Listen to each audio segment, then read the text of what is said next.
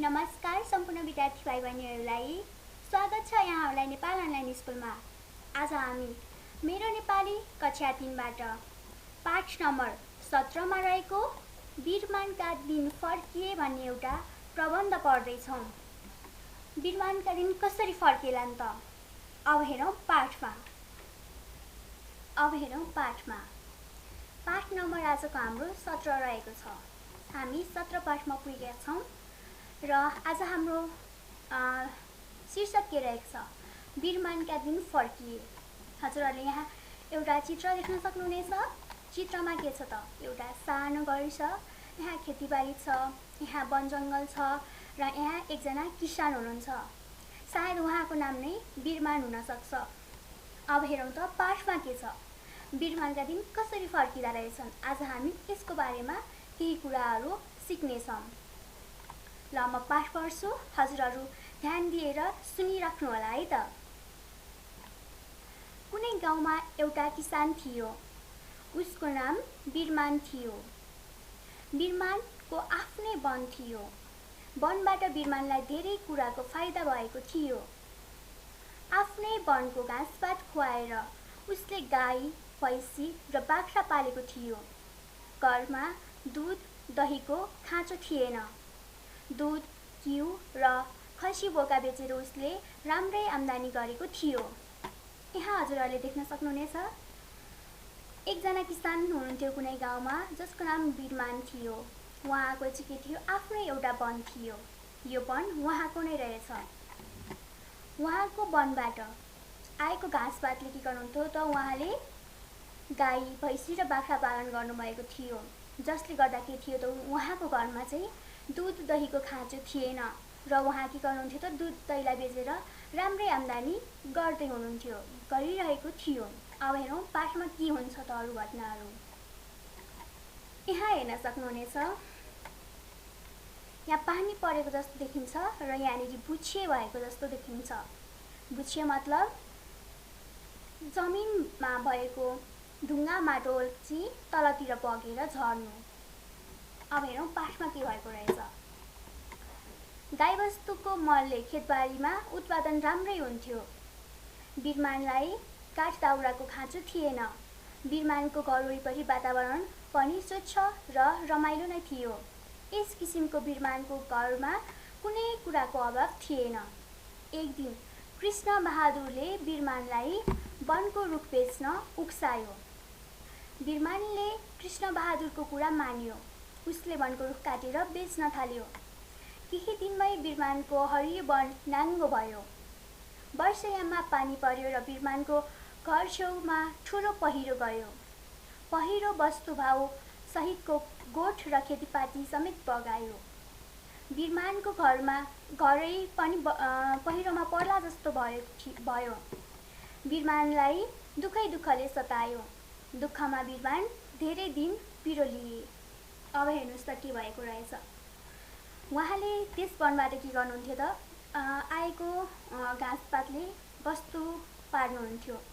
गाईबस्तु पालेको जुन मल हुन्छ त्यसले के हुन्छ? खेतबारीमा हामीलाई उत्पादन गर्नमा निकै मद्दत गर्ने गर्दछ। उहाँले पनि त्यही नै गर्नुहुन्थ्यो। र काठ दाउरा पनि वनबाट आइरहेको थियो। उहाँलाई कुनै कुराको खाँचो थिएन। उहाँको घर वरिपरि स्वच्छ र रमाइलो वातावरण पनि थियो। अब एकजना कृष्ण बहादुर नाम गरेका एकजना व्यक्तिले के गर्छन् त? वनका रुखहरू बेच्नुस् भनेर उक्साउने गर्दछन्। तिनी कृष्ण बहादुरले के गर्छन् त? बिरमानलाई रुख बेच्नुस् भनेर भन्दै जाँदाखेरि के गर्छन् त? बिरमान पनि उहाँको कुरामा आउँछन् र उहाँको कुरा मान्दछन् र त्यहाँ भएका रुख बोट बिरुवाहरूलाई चाहिँ के गर्छन् त? बिरमानले बेचिदिन्छन्। केही दिनमै उहाँको वन के हुन्छ त? त्यो रमणीय, स्वच्छ र रमाइलो वातावरण नाङ्गोमा परिवर्तन हुन्छ। नाङ्गो मतलबले जहाँ रुखहरू थिए त्यहाँ अब रुखहरू छैनन्। त्यहाँ सबै खाली परिएको छ। जुन रुखहरूले गर्दा हरियाली र स्वच्छ वातावरण देखिन्थ्यो, अब त्यो नाङ्गो देखिएको छ। वर्षायामको बेलामा के भयो त? पानी पर्यो र बिरमानको घर छेउमा ठुलो पहिरो गयो। हजुरहरूले यहाँ पनि देख्न सक्नुहुनेछ, एउटा पहिरो गएको छ। ठुलो पहिरो गयो र के भयो त? पहिरोमा वस्तुभाउ सहितको गोठ र खेतीबारी पनि बगायो। उहाँको घर पनि पहिरोको जोखिममा परेको थियो। हजुरहरूले देख्न सक्नुहुनेछ, यो घरको नजिकै पहिरो गएको छ, त्यसैले यो घर पनि के छ त जोखिममा छ। अब के भयो त, बिरमानलाई दुःखले सतायो र बिरमान केही दिन के गरे त टोलाएर बस्नुपर्ने भयो। अब हेरौँ पाठमा अरू के भयो। यहाँ हजुरहरूले देख्न सक्नुहुनेछ, धेरैजना मानिसहरू हुनुहुन्छ, हजुरहरू जस्तै भाइ बहिनीहरू हुनुहुन्छ। उहाँले के गर्दै हुनुहुन्छ त, बिरुवा रोप्नु भएको छ यहाँनिर है त। अब हेरौँ पाठमा के भएको रहेछ। धेरै दिनको दुःखपछि बिरमानलाई आफूले गरेको गल्ती थाहा भयो। वन फडाइनीका कारणले आफूलाई यस्तो विपत्ति आएको उसले महसुस गर्यो। उसले पहिरो गएको ठाउँमा फेरि बिरुवा रोप्न सुरु गर्यो। बिरमानले बिरुवामा पानी र मल हाल्यो। बिरुवा पनि हुर्काउँदै गए। पाखो जमिन हरियो देख्न थाल्यो। बुछे रोकिँदै गयो। पहिरोको डर भएन। घाँस पलाउन थालेपछि बिरमानले फेरि बाख्रा पाठा पाल्न थाल्यो। बाख्रा पाठाबाट आएको आम्दानीले गाई किनेर पाल्यो। त्यसपछि भैँसी किन्यो। बिरमानको गोठ फेरि भरियो। बारी पहिरोले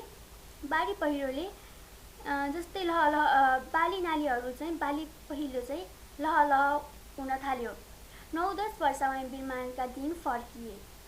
अब यहाँ के भनेको छ, धेरै दिनपछि उहाँले के गर्नुभयो त, आफूले गरेको गल्ती के रहेछ भनेर थाहा पाउनुभयो। यहाँनिर उहाँले गर्नुभएको गल्ती के थियो, वनलाई बेच्नु भएको थियो। कसको कुरामा आएर, कृष्ण बहादुरको कुरामा आएर उहाँले चाहिँ वन फडानी गर्नुभएको थियो। वनमा भएका बोट बिरुवाहरूलाई चाहिँ बेच्नु भएको थियो। अब उहाँले के गर्नुहुन्छ त, फेरि पनि त्यो पहिरो गएको ठाउँमा चाहिँ उहाँले बोट बिरुवाहरू रोप्न सुरु गर्नुहुन्छ। पानी दिनुहुन्छ, मल दिनुहुन्छ, जसले गर्दा के हुन्छ त, बोट बिरुवाहरू छिटै हुर्किँदै जान्छ। जब बोट बिरुवाहरू फेरि जम्मा हुन्छ नि, त्यसपछि के हुन्छ त, त्यसपछि चाहिँ उहाँको पहिरो गइरहेको ठाउँमा चाहिँ रोकिँदै जान्छ। बुछे चाहिँ कम हुँदै जान्छ। र जब उहाँको पहिरो गएको थियो र उहाँका भएका गाईबस्तु अनि बालीनालीहरू सफा भएको थियो नि, अब के हुन्छ त, उहाँले त्यसमा भएको घाँसहरू, त्यसबाट पलाउन लागि घाँसहरूले गर्दा के गर्नुहुन्छ, उहाँले बाख्रा पाठा पाल्न थाल्नुभयो। त्यो बाख्रा पाठाबाट भएको आम्दानीले गाई किनेर पाल्नुभयो। त्यसपछि फेरि भैँसी पाल्नुभयो। त्यसपछि फेरि के गर्यो त, उहाँको गोठ चाहिँ भरिँदै गयो। पहिला त खाली भइसकेको थियो, अब के हुन्छ त, उहाँको गोठ चाहिँ फेरि पनि भरिन्छ। बाली पहिरो जस्तै लहलह हुन थाल्यो। बाली नालीहरू चाहिँ के हुन्छ त, पहिलेको जस्तै। उहाँको जुन खेतपाती गर्ने ठाउँ थियो, के गरेको थियो त, पहिरोले बगाइदिएको थियो। अब के हुन्छ त, फेरि खेतीपातीहरू लहलह हुन थाल्छ। अब के भयो त, 9-10 वर्षमै बिरमानको दिन फेरि पनि फर्कियो। मतलब उहाँको पहिलेको जीवन कस्तो थियो, रमणीय अनि रमाइलो अनि वातावरण पनि स्वच्छ भएको, कुनै कुराको अभाव नभएको थियो। जब उहाँले के गर्नुहुन्छ, आफ्नो वनलाई बेच्नुहुन्छ, घाँस दाउरालाई बेच्नुहुन्छ, तब के हुन्छ त, पहिरो जान्छ र त्यो सबै कुराहरू सखाप हुन्छ, सिद्धिन्छ। अनि के हुन्छ त, उहाँले फेरि पनि आफ्नो गल्तीलाई थाहा पाएर फेरि पनि रुखबोट बिरुवा बेच्नुहुन्छ। त्यसबाट फेरि पनि आफ्नो बाख्रा पाठा पाल्नुहुन्छ। त्यसबाट आएको आम्दानीले गाई पाल्नुहुन्छ। त्यसपछि फेरि भैँसी पाल्नुहुन्छ। अनि फेरि उहाँको गोठहरू अनि गोठ चाहिँ भरिन्छ। अनि त्यसपछि उहाँले के गर्नुहुन्छ त, फेरि बाली नाली पनि सुरु गर्नुहुन्छ। यसरी चाहिँ बिरमानको दिन फर्किँदो रहेछ है त। हजुरहरूले बुझ्नुभयो बिरमानको दिन कस्तो भएको रहेछ र कस्तोबाट कस्तोमा परिवर्तन भयो। आजको मुख्य सन्देश नै यही नै हो। हामीले गरिरहेको कामहरू जुन हुन्छ नि, जस्तै बिरमानले यहाँ गर्नुभएको, उहाँले के गर्नुभएको थियो भन्दाखेरि उहाँको आफ्नै वन थियो, त्यसबाट आम्दानी गर्नुहुन्थ्यो। अनि त्यसबाट घिउ दुध दही उत्पादन गर्नुहुन्थ्यो। त्यसबाट आएको घिउ दुध दहीलाई बेचेर राम्रै आम्दानी गर्नुहुन्थ्यो। र उहाँको वन जङ्गलले के थियो त, वातावरण पनि स्वच्छ थियो। जब उहाँले घाँस दाउरा बेच्नुहुन्छ, तब के हुन्छ, उहाँको त्यो सबै कुराहरू नष्ट हुन्छ र उहाँले फेरि महसुस गर्नुहुन्छ मैले गल्ती गरेको रहेछु भनेर फेरि रुख बोट बिरुवालाई चाहिँ के गर्नुहुन्छ उहाँले रोप्ने काम गर्नुहुन्छ र त्यसबाट फेरि के हुन्छ रुखबोट बिरुवा ठुलो हुन्छ घाँस उब्जँदै गएपछि उहाँले बाख्रा पाठा पाल्नुहुन्छ गाई पाल्नुहुन्छ भैँसी पाल्नुहुन्छ र फेरि पनि खेतीबालीको सुरुवात गर्नुहुन्छ यसरी चाहिँ के भयो त उहाँलाई फेरि त्यही दिनहरू ल्याउनको लागि 9-10 वर्ष कुर्नु पर्यो मेहनत गर्नु पर्यो तर के भयो त अन्तिममा उहाँको दिनहरू फेरि पनि पहिलेको जस्तै सुख र आनन्दित भयो। यो थियो आजको पाठको सारांश। अब हामी अभ्यासतर्फ जाउँ। अभ्यासमा के छ त? तलका शब्द शुद्धसँग पढेर सुनाऊ। म पढ्छु, हजुरहरू सुन्नुहोस् होला। कृषि, कृष्ण, उत्पादन, उक्सायो, खाँचो, फडानी, चराचुरुङ्गी, नाङ्गो, अवस्था, वर्षा, स्वच्छ। अब हेरौँ, यहाँनिर भनिएको रहेछ फरक बुझ। यो तीन भनेको के होला भन्नुहोस् त? 1 2 3 यो भनेको नम्बरहरू हो। त्यसैले यो 3 भनेको नम्बर अनि यो 3 भनेको के होला? हामी अन्नहरू राख्नको लागि प्रयोग गर्ने एउटा सामग्रीलाई चाहिँ हामी 3 भन्छौँ। अब हेरौँ यो पाटो यसमा फरक के छ? यो पाटो भन्नाले चाहिँ त्यो बारी हुन्छ नि, बारीको पाटो भन्ने बुझिन्छ। अनि यो पाटो भन्नाले चाहिँ हामी बुकमा यतिवटा पेपर छ भनेर भन्छौँ नि, हो त्यसलाई चाहिँ के भनिन्छ? पाटो भनिन्छ। अब हेरौँ यहाँनिर थोक अनि यो ठोक। यो थोक भनेको आज मैले धेरै थोक देखेँ बजारमा भनिन्छ नि, हो यो थोक चाहिँ त्यो थोक हो। अब यहाँनिर ठोक भनेको छ। यो ठोक भनेको के होला भन्नुहोस् त? हजुरहरूलाई भन्छ नि, फिल्मतिर भन्छ नि, ल त्यो गुन्डालाई ठोक भन्छ नि, हो त्यो पिट्नु चाहिँ के हो त? यो ठोक्नु भनिएको हो। अब यहाँनिर हेरौँ धोका। यो धोका भनेको चाहिँ कसैले हजुरहरूलाई धोका दिन्छ नि। आज के गर्छ त? रामले म तिमीलाई खाजा खुवाउँछु भनिदिन्छ अनि हजुरहरूलाई खाजा खुवाइदिँदैन। त्यस्तो समयमा के हुन्छ त? हजुरहरूमाथि धोका हुन्छ। यो चाहिँ त्यो धोका हो। अनि यो ढोका भनेको के हो त? यो ढोका भन्नाले चाहिँ हजुरहरूको घरको मूल ढोका अथवा घरको बाहिर निस्किने ठाउँलाई चाहिँ के भनिन्छ? ढोका भनिन्छ। अब यहाँ हजुरहरूले देख्न सक्नुहुनेछ तोक्नु र टोक्नु। यो तोक्नु भन्नाले के बुझिन्छ? यो टोक्नु भन्नाले के बुझिन्छ त? सरी यहाँनिर एउटा यस्तो हुन्छ टोक्नु।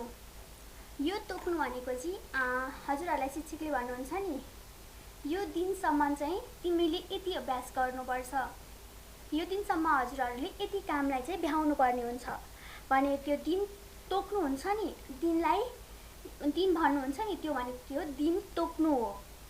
यतिसम्म गर्नुपर्छ त्यो भनेको तोक्नु हो। अनि यहाँनिर टोक्नु भनेको छ नि, कुकुरले टोक्यो भने के हुन्छ त? यो टोक्नु भन्ने बुझिन्छ। हजुरहरूलाई बाटोमा हिँडिरहँदा कुनै कुकुरले भ्याउ गरी आउँछ नि, त्यो बेला टोकिदियो भने के भनिन्छ? त्यसलाई चाहिँ टोक्नु भनिन्छ, त्यसलाई तोक्नु भनिँदैन। त्यो चाहिँ टोक्नु हो है त। अब हेरौँ 3 नम्बरमा शब्द र अर्थको जोडा मिलाऊ भनेको रहेछ। घाँसपात, अभाव, विनाश, आपद, महसुस, हुर्काउनु, बुझ्छे। यो चाहिँ के छन् त? शब्दहरू छन्। अब अर्थहरूमा के छ? खाँचो, कमी, घाँस, स्याउला आदि, दुःख, नाश, क्षति, बढाउनु, माटो बग्ने क्रिया, अनुभव। यो चाहिँ के छ? अर्थहरू छ। अब हामीले यहाँबाट शब्द हेर्ने र यहाँबाट अर्थ खोज्ने गर्नुपर्छ। घाँसपात भनेको के हो त? घाँसपात भनेको घाँस, स्याउला आदि हुन्। अभाव भनेको के हो? अभाव भनेको चाहिँ कमी हो। त्यसैले हामीले लगाउन सक्छौँ अभाव भनेको खाँचो अथवा कमी। विनाश भनेको के हो? विनाश भनेको नाश हो। नाश अथवा क्षति। विनाशलाई चाहिँ नाश अथवा क्षति भन्न सकिन्छ। आपद भनेको के हो? आपद भनेको चाहिँ दुःख हो। हजुरहरूलाई दुःख परेको बेला के हुन्छ? आपद परेको हुन्छ। कसैको सहारा चाहिएको हुन्छ नि, त्यसलाई चाहिँ हामीले आपद दुःख भन्न सक्छौँ। महसुस भनेको के हो? महसुस गर्नु भनेको अनुभव गर्नु नै हो। अब हुर्काउनु, हुर्काउनु मतलब बढाउनु है त। यो त हजुरहरूले बुझ्नु नै हुन्छ। बुझ्यो भनेको अघि नै मैले भनेको थिएँ, माटो बग्ने क्रिया। हजुरहरूले चाहिँ यसरी शब्दको अर्थ लगाउन सक्नुहुनेछ है। अब हेरौँ अर्को नम्बरमा के छ। 4 नम्बरमा लेखिएको रहेछ, तलका शब्द राखेर वाक्य बनाऊ भनेको रहेछ। उत्पादन, कृषि, आम्दानी, उक्साउनु, फडानी, फाड्नु। यसलाई चाहिँ हामीले वाक्य बनाउनु पर्ने हुन्छ है। अब वाक्यमा प्रयोग कसरी गर्ने त? उत्पादन, कृषकहरूले धान, गहुँ, जौ, मकै आदि अन्न बालीहरू के गर्नुहुन्छ? उत्पादन गर्नुहुन्छ। अब हेरौँ कृषि। कृषि भन्नाले खेतीपाती गर्नुलाई बुझाउँछ। आम्दानी, हामीले गाईवस्तुबाट आएको दुध, दही, घिउलाई बेचेर राम्रै आम्दानी लिन सक्दछौँ। उक्साउनु, आज के गर्नुभयो त? कृष्णबहादुरले चाहिँ वीरमानलाई जङ्गलमा भएको मतलब वनमा भएको रुखहरू चाहिँ के गरौँ? फाडौँ र अरूलाई बेचिदिउँ भनेर के गर्नुभयो त? उक्साउनु भयो। त्यसलाई हामीले लेख्न सक्छौँ, कृष्णबहादुरले वीरमानलाई वन फडानी गर्न उक्साउनु भयो। अब हामी हेरौँ यहाँनिर फाड्नु। फाड्नु भन्नाले के बुझिन्छ त? कुनै कुराहरूको नष्ट गर्नु भनेको फाड्नु हो। जस्तै यहाँनिर भएको थियो नि, वीरमानले चाहिँ के गर्नुभयो त? वनमा भएको बोट बिरुवाहरूलाई चाहिँ फाड्नु भयो अथवा त्यहाँबाट हटाइदिनु भयो। त्यसैले हामीले यसको वाक्यमा प्रयोग गर्दा लेख्न सक्छौँ, वीरमानले आफ्नो वनमा भएका रुख बोट बिरुवाहरूलाई फाड्नु भयो है त। अब हेरौँ हाम्रो 5 नम्बरमा के छ। समूहमा नमिल्ने शब्द घेरा लगाऊ भनेको रहेछ। दुध, दही, घिउ, पानी। अब हामीहरूले हेर्न सक्छौँ, यो दुध, दही, घिउ चाहिँ के हुन्छ त? गाई भैँसीबाट आउने गर्दछ। तर पानी गाई भैँसीबाट आउँदैन नि, यो पाउन हामीले सक्दैनौँ। त्यसैले हामीले यहाँनिर लेख्न सक्छौँ, यसलाई गोरो घेरा लगाइदिने र बाँकीलाई जस्ताको तस्तै सारिदिने। अब हेरौँ यहाँनिर खसी, गाई, बाख्रा, बोका। अब हामीले यहाँनिर कुन चाहिँ मिल्दैन होला? यो सबै के हुन्? जनावरहरू हुन्। तर जनावरहरू पनि कुन चाहिँ हो त? यो खसी भनेको के हो? यो बोका भनेको के हो? यो बाख्रो भनेको के हो? यो चाहिँ के हुन् त? यिनीहरू भनेको एउटै हुन्। मतलब यसले बाख्रा पाठालाई नै जनाउँछ। तर यो गाई भनेको छुट्टै जनावर हो। यसमा खसी, बाख्रा र बोकाको जस्तो मतलब कि यिनीहरू चाहिँ खसी, बाख्रा र बोका चाहिँ के हुन्छ त? गाई जस्तो हुँदैन। त्यसैले हामीले यो तीनवटा चाहिँ एउटै हो। त्यसैले हामीले गाईलाई चाहिँ गोलो घेरा लगाउन सक्दछौँ है। अब हेरौँ अर्कोमा जरा, माटो, पात, हाँगा। हजुरहरूले यहाँ बुझ्नुपर्ने हुनेछ, जरा के हो, माटो के हो, पात के हो, हाँगा के हो। बोट बिरुवाका भागहरूमा के पर्दछ? जरा भनेको सबैभन्दा तलको भाग हो बोट बिरुवाको। पात भनेको खाना बनाउने एउटा भाग हो। र हाँगा भनेको के हो? त्यो पनि जमिनबाट माथि नै हुने पात हो। अब यहाँनिर के गर्न सक्छौँ? यो माटो के हो त? बोट बिरुवाहरू माटोमा त पाइन्छ, तर यहाँ बोट बिरुवाको भाग चाहिँ होइन माटो। बोट बिरुवा जमिनमा पाइन्छ त्यो हो, तर यो के हो त? तिनीहरूको भाग होइन। जस्तै जरा, पात, हाँगा जस्तो होइन। त्यसैले हामीले यसमा के गर्न सक्छौँ? गोलो घेरा लगाइदिन सक्दछौँ है। अब हेरौँ 6 नम्बरमा तलका प्रश्नको उत्तर देऊ भनेको रहेछ। वीरमानले के पालेको थियो? अब हामीले यहाँ देख्न सक्छौँ वीरमानले के पालेको थियो। हजुरहरू यहाँ हेर्नुहोस् त, वीरमानले गाई, भैँसी र बाख्रा पालेको थियो है। अब हेरौँ अर्को नम्बरमा के छ त। बिरमानको घर वरिपरि वातावरण किन रमाइलो थियो? हजुरहरू भन्नुहोस् त किन रमाइलो थियो? यहाँ हेर्नुहोस्, बिरमानको के थियो? आफ्नै वन थियो। त्यो वनले गर्दाखेरि के थियो त, बिरमानको घर वरिपरिको वातावरण स्वच्छ र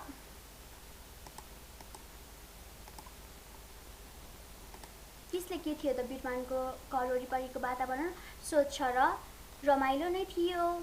त्यसैले हामीले यसको उत्तरमा लेख्न सक्छौँ, बिरमानको घर वरिपरिको वातावरण उहाँको वन जङ्गलले गर्दा रमाइलो देखिएको थियो। ग नम्बरमा, बिरमानले किन रुख काटेर बेच्योला? हजुरहरूले यहाँ देख्न सक्नुहुनेछ, जब कृष्णबहादुरले चाहिँ बिरमानलाई रुख बेचौँ भनेर भन्छन्, मतलब उक्साउँछन् र बिरमानले उहाँको कुरा मान्छन् र बोट बिरुवाहरू बेच्ने गर्दछन्। त्यसैले हामीले यसको उत्तरमा लेख्न सक्छौँ, बिरमानलाई कृष्णबहादुरले रुख बेचौँ भनेर उक्साएको कारणले गर्दाखेरि रुख काटेर बेच्नु पर्यो है त। अब हेरौँ घ नम्बरमा, बिरमानले किन दुःख पायो? उहाँले के गर्नुभयो त, आफूले काम गरिरहेको, आफूले खेतीपाती गरिरहेको, आफैले लगानी गरिरहेको ठाउँ के गर्नुभयो त, उहाँले बेचिदिनु भयो। उहाँले जुन बोट बिरुवालाई स्याहार सुसार गरिराख्नु भएको थियो, उहाँले के गर्नुभयो, त्यसलाई पनि बेचिदिनु भयो कि। त्यसले गर्दाखेरि के भयो त, बिरमानले चाहिँ दुःख पाउनु पर्यो। उहाँले आफ्नो वन जङ्गलमा भएको रुख बिरुवा बेच्नुभयो, त्यो पनि अरूको लहिलैमा आएर। अनि के गर्नुभयो, उहाँले दुःख पाउनुभयो। हामीले त्यो कुराहरू यहाँनिर लेख्न सक्दछौँ। अब हेरौँ ग नम्बरमा, बिरमान कसरी पहिलो जस्तै फेरि सुखी भयो? हजुरहरू भन्नुहोस् त कसरी उहाँको दिन फर्किएको रहेछ? उहाँ फेरि कसरी सुखी र खुसी बस्नुभयो? जब उहाँले आफ्नो गल्ती महसुस गर्नुहुन्छ। यहाँ हेर्नुहोस् है, धेरै दिनपछि उहाँले के गर्नुहुन्छ त, आफ्नो गल्तीलाई चाहिँ थाहा पाउनुहुन्छ र के अनि के भन्नुहुन्छ त, उहाँले जुन पहिरो गएको ठाउँमा हुन्छ त्यसमा चाहिँ बोट बिरुवा लगाउनुहुन्छ, त्यसलाई पानी दिनुहुन्छ, त्यसलाई मल हाल्नुहुन्छ र बिरुवाहरूलाई हुर्काउनुहुन्छ। त्यसपछि के हुन्छ त, उहाँको जोखिम चाहिँ फेरि, उहाँको पहिरोको जोखिम चाहिँ फेरि रोकिँदै जान्छ र के हुन्छ त, अन्त्यमा उहाँले फेरि पनि त्यहाँबाट आएको घाँस दाउराले गर्दाखेरि बाख्रा पाल्नुहुन्छ, त्यसबाट भएको आम्दानीले गाई पाल्नुहुन्छ, अनि फेरि भैँसी पाल्नुहुन्छ र फेरि त्यहाँनिर के गर्नुहुन्छ, खेतीपातीहरू सुरु गर्नुहुन्छ। यसरी चाहिँ उहाँको दिन फर्किएको रहेछ है त। अब हाम्रो 6 नम्बर पनि सकिएको छ। अब हामी जान्छौँ 7 नम्बरमा, पाठका आधारमा तलका वाक्यलाई क्रम मिलाएर सार भनिएको रहेछ। पाठमा के घटना घट्यो, त्यसका केही शब्दहरू, केही वाक्यहरू यहाँ के गरेको छ, दिएको छ। हामीले चाहिँ कुन पछि कुन भयो त, त्यसलाई क्रममा राख्नुपर्ने हुन्छ। अब हेरौँ यहाँनिर, बिरमानको हरियो वन नाङ्गो भयो, वस्तुभाउसहितको गोठ र खेतबारी समेत बगायो। बिरमानको घरमा कुनै कुराको अभाव थिएन। धेरै दिनको दुःखपछि बिरमानलाई आफूले गरेको गल्ती थाहा भयो। अब योहरूमाझि सबैभन्दा पहिला कुन शब्द आउँछ होला? अब यहाँ हेर्नुहोस् ग नम्बरको शब्द, बिरमानको घरमा कुनै कुराको अभाव थिएन। यो चाहिँ के हो, सबैभन्दा सुरुको अवस्था हो। उहाँ सुखी हुनुहुन्थ्यो, उहाँ खुसी हुनुहुन्थ्यो, आफूले गरेको कमाइबाट आएको आम्दानीले उहाँ खुसी भएर चाहिँ के गर्नुहुन्थ्यो, बस्नुभएको थियो र उहाँको घरमा कुनै पनि कुराको अभाव थिएन। त्यसैले यहाँनिर हामीले यसलाई के गर्न सक्छौँ, यसलाई 1 नम्बरको उत्तर बनाउन सक्छौँ। हामीले यसलाई पहिलो नम्बरमा लेख्न सक्दछौँ है।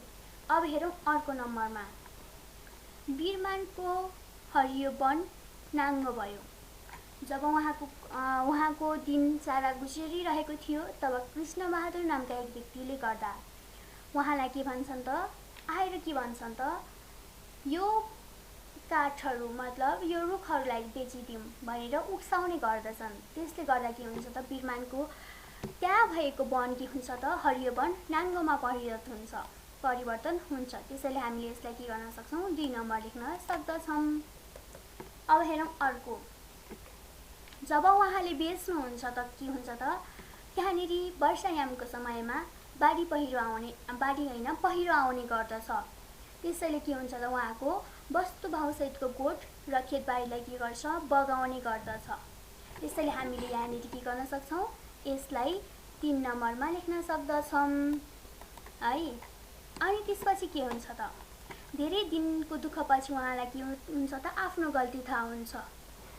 त्यसैले हामीले यसलाई 4 नम्बरमा लेख्न सक्दछौँ है त। हामीले क्रममा पनि मिलाइसकेका छौँ।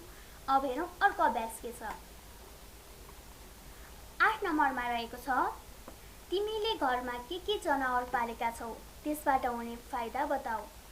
हजुरहरूको घरमा गाई हुन सक्छ, भैँसी हुन सक्छ, गोरु हुन सक्छ, भेडा च्याङ्ग्रा हुन सक्छ, अनि त्यसपछि सुँगुर बङ्गुर हुन सक्छ।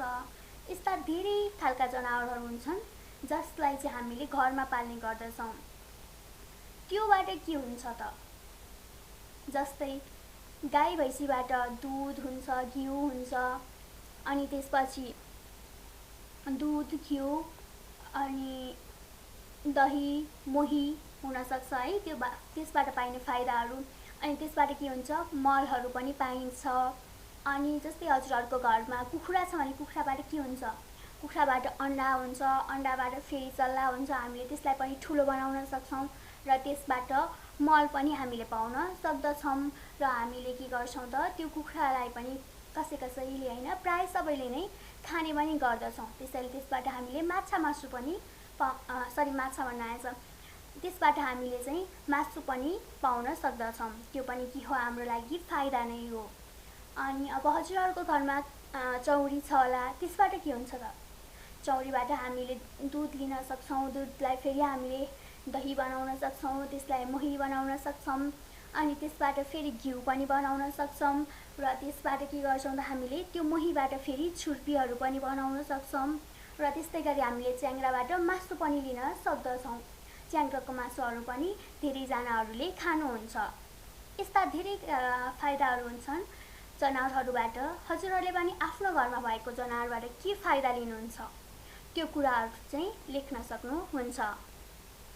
अब हेरौँ 9 नम्बरमा ठिक चिन्ह प्रयोग गरेर तलका वाक्य बनाऊ। यो चिन्ह भनेको के हो पहिला चिन्ह बुझ्नुस् अनि त्यसपछि हामी अभ्यास गर्नेछौँ है त। यो चिन्ह कति बेला प्रयोग गरिन्छ जब हामीले उत्तर लेख्छौँ तब के गर्छौँ हामीले यो चिन्ह प्रयोग गर्छौँ। जब हामीले प्रश्न गर्छौँ तब के गर्छौँ त हामीले यो चिन्ह प्रयोग गर्छौँ। त्यसैले हाम्रो यो चाहिँ के हो प्रश्न चिन्ह।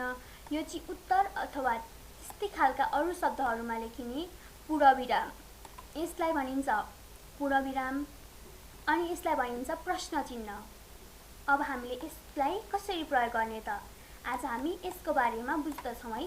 हजुरहरूले यहाँ नहेर्नुहोस्, अब यहाँ मात्र हेर्नुहोस्। मेरो घरमा बा आमा दाजु र दिदी छन्। मैले हजुरहरूलाई प्रश्न गरेँ हजुरको परिवारमा को बस्नुहुन्छ अनि हजुरहरूले उत्तर दिनुहुन्छ मेरो घरमा बा आमा दाजु र दिदी छन्। यो चाहिँ के हो हजुरहरूको उत्तर हो। त्यसैले हामीले यहाँनिर पूर्णविराम प्रयोग गर्ने गर्दछौँ। अब हेर्नुहोस् ख नम्बरमा म 3 कक्षामा पढ्छु। मैले हजुरहरूलाई प्रश्न गरेँ हजुर कति कक्षामा पढ्नुहुन्छ तब हजुरहरूले के भन्नुहुन्छ त म 3 कक्षामा पढ्छु। त्यसैले यो पनि के हो उत्तर हो। त्यसैले हामीले यसलाई पूर्णविराम दिन सक्दछौँ। अब हेरौँ ग नम्बरमा तिम्रो घरमा को छन्। यो प्रश्न के थियो यहाँनिरको थियो। त्यसैले हामीले के गर्न सक्छौँ यसलाई प्रश्न चिन्ह दिन सक्छौँ। अनि यहाँनिर तिमी कति कक्षामा पढ्छौ यो के थियो यो उत्तरको प्रश्न थियो। त्यसैले हामीले के गर्न सक्छौँ यसलाई चाहिँ प्रश्न चिन्ह दिन सक्दछौँ। हजुरहरूले बुझ्नुभयो होला पूर्णविराम र प्रश्न चिन्हको प्रयोग चाहिँ हामीले कसरी गर्दो रहेछौँ। कसैलाई प्रश्न सोध्नु छ भने त्यहाँनिर प्रश्न चिन्ह र उसले उत्तर दिन्छ भने त्यसको अन्तिममा हामी पूर्णविराम लगाउने गर्दछौँ है त। अब हेरौँ 10 नम्बरमा।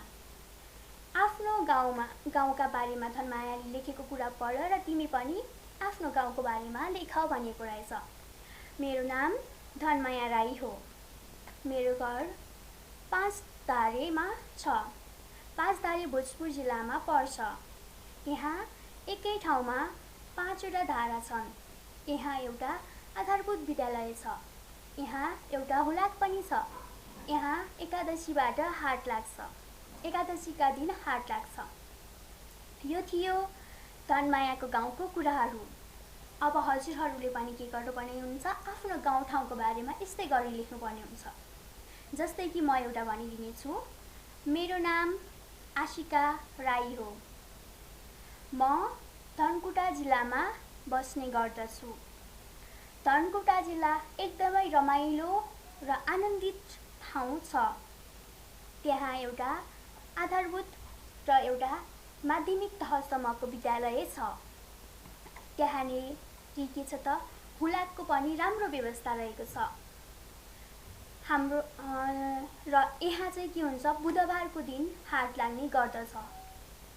यहाँ धेरै मानिसहरू विभिन्न जात र विभिन्न धर्म मान्ने छन्। जस्तै कि कोही शेर्पा जाति छन्, कोही बाहुन छन्, कोही छेत्री छन्। लेख्न सक्नुहुनेछ त अर्कोमा के लेख्न सक्नुहुनेछ, यहाँका मानिसहरूले कसैले दसैँ, कसैले लोसार, कसैले ईद जस्ता पर्वहरू मनाउने गर्दछन्।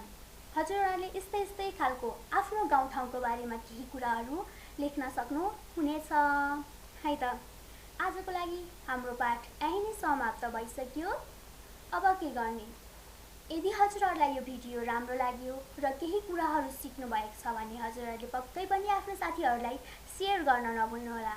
र हजुरहरूसँग केही प्रश्न र प्रतिक्रियाहरू छन् भने चाहिँ तल लेखिएको फोन नम्बरमा फोन गरेर अथवा कमेन्ट बक्समा कमेन्ट पनि गर्न सक्नुहुनेछ।